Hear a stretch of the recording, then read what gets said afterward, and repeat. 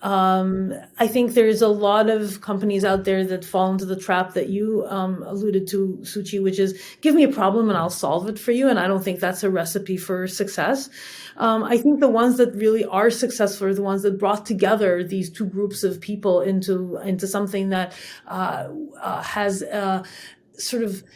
the ability to identify and then simultaneously solve some really hard problems. The other place where I think we, together with a handful of other companies, are relatively differentiated is that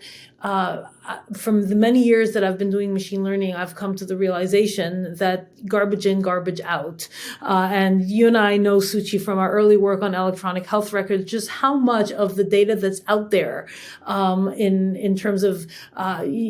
both on the patient side and on the biology side is just, some of it is just really just bad. And some of it is not bad if applied to the purpose for which it was created, but if you use it to train machine learning models, it's just really not fit for purpose. And so one of the things that I think characterizes insitro, along with a handful of other companies that I hold in high regard, is that we pay a lot of attention to